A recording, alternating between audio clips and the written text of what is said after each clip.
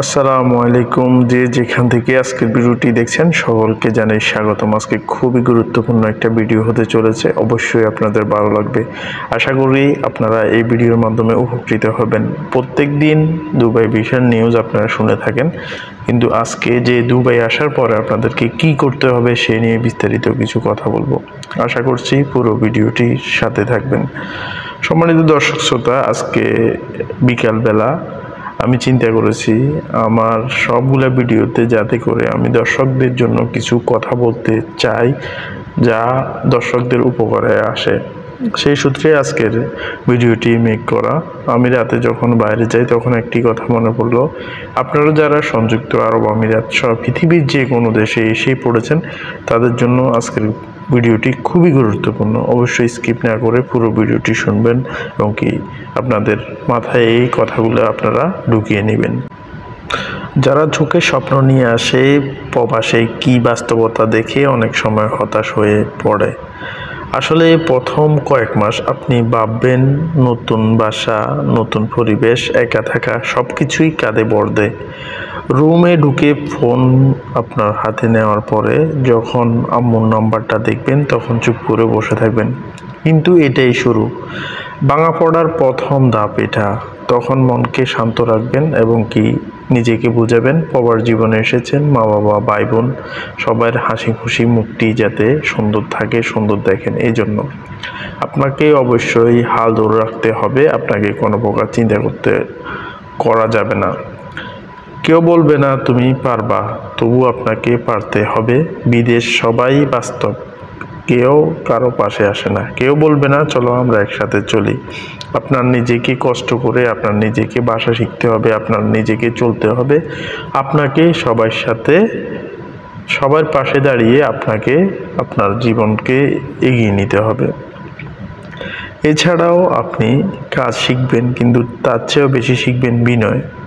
কারণ প্রবাসে আপনি যখন থাকবেন এখানে আপনার কোনো আত্মীয় স্বজন নেই, পাড়া প্রতিবেশী নেই, কিন্তু আপনার অনেক সিনিয়র এবং আপনার অনেক জুনিয়র মানুষ থাকবে। তাদের সাথে যদি বিনয়ী ভাষায় কথা না বলেন তাহলে আপনার বন্ধু সুলভ রিলেশন হবে না, আপনি একাকিত্ব বোধ করবেন। ধরুন আপনি কলেজ স্কুলের ফার্স্ট বয়, কিন্তু এখানে প্রথম কাজ হয়তো বাথরুম পরিষ্কার করা, কিন্তু বিশ্বাস করুন এই অভিজ্ঞতা আপনাকে অভিজাত করে তুলবে মনের দিক থেকে।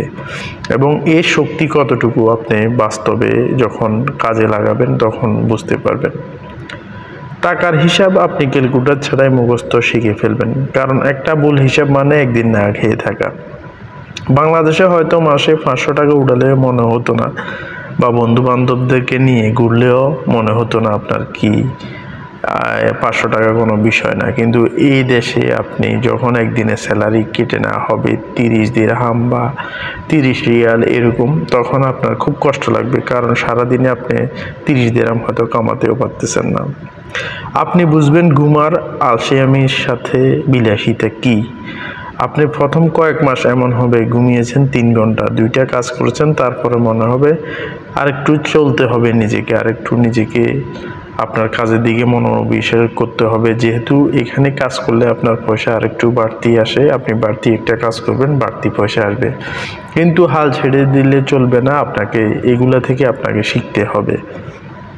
আপনি সবচেয়ে বেশি কৃতজ্ঞ হবেন ছোট ছোট জিনিসের জন্য। 1 কাপ হালকা গরম চা, একটা কল আশা থেকে থাকা কারো কাছ থেকে, এরকম। রুমে অনেক সময় মিস করবেন বন্ধু বান্ধব যাদের সাথে আপনি সুন্দর করে কথা বলেন, যাদের সুন্দর করে হাসি মুখটি দেখলে আপনার কাছে ভালো লাগে, এইরকম অনেক কিছু আপনার কাছে ভালো লাগবে। সব কিছু হীরের মতো দামি লাগবে। আপনি বদলাবেন কিন্তু আপনার ভেতরের আগুনটা আরও জ্বলবে।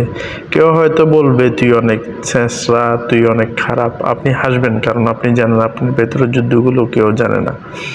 এবং অনেকে আপনাকে কিপটাও বলবে, কিন্তু আপনি জানেন আপনার পরিবারের কি অবস্থা আপনি আছেন। তাই সবাই কারো কথায় কান না দিয়ে নিজের গতিতে নিজের ভালোটা অবশ্যই চিন্তা করতে হবে। এই প্রথম বছরটাই আসল আপনার প্রবাস জীবনের। 1 বছর যদি কাটিয়ে দিতে পারেন, আপনি শুধু প্রবাসী না, আপনি একজন বেঁচে থাকার যোদ্ধা। এবং কি এটার মাধ্যমে আপনার কাছে যে এক্সপিরিয়েন্স হবে, বিশ্বাস করেন পৃথিবীর এমন কোনো শক্তি নেই আপনাকে হারাতে পারে। আপনি জীবন যুদ্ধে অনেক জয়ী হবেন, অনেক বেশি আপনি বুঝতে পারবেন সমাজ এবং জীবন কোন গতিতে চলে।